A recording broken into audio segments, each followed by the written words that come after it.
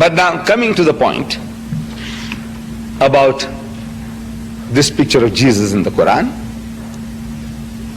God says that this is from me to you. The Christian says no, this is Muhammad's creation. So let us analyze what I have just read to you. You see, at the very first verse that I read to you, God Almighty is telling us, through Muhammad, telling us that Mary was a woman chosen by God Almighty above the women of all nations. This is enshrined in the Quran. Mary, the mother of Jesus, a woman above the women of all nations. So the question arises, why would Muhammad say such a thing? That he is honoring the mother of his opposition, if there is such a thing. There isn't. Muhammad belongs to the same brotherhood of the prophets of God. Moses, David, Solomon, Jesus, Muhammad. It's a brotherhood of prophethood. But from the Christian point of view, Muhammad is an opposition. He is a challenger to the integrity and position of Jesus. But now this person is telling the world, Muslims as well as non-Muslims, that Mary, the mother of Jesus, she was chosen above the women of all nations. And this he's telling in the first instance to his own people.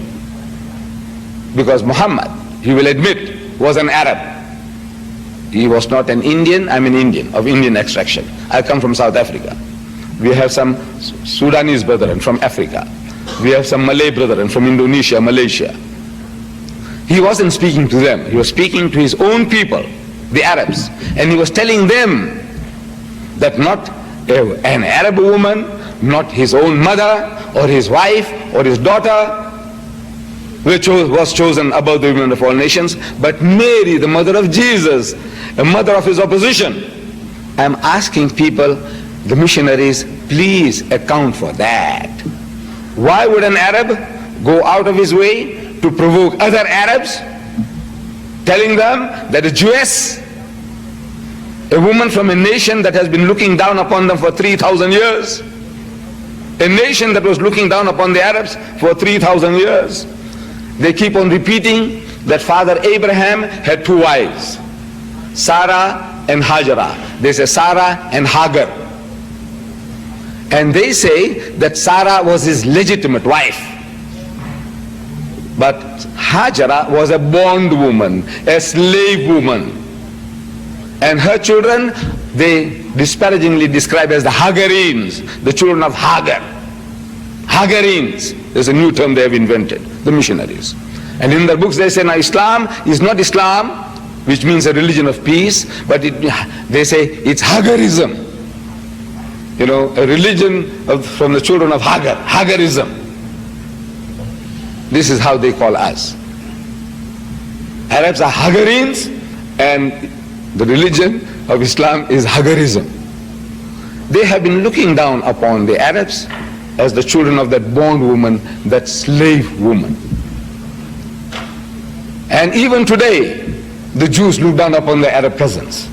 They still look down. 3,000 years they have been looking down upon these people. And yet this mighty messenger of God, he honors this Jewess and says, please account for that. Why would an Arab go out of his way? He's going out of his way to provoke his own people and honor a Jewess. Explain that. Unless he was commanded from a higher source. Because on the human level, from the human point of view, to me, there is no woman better than my mother, or my wife, or my daughter. Why yours, my opponent, my opposition? Why?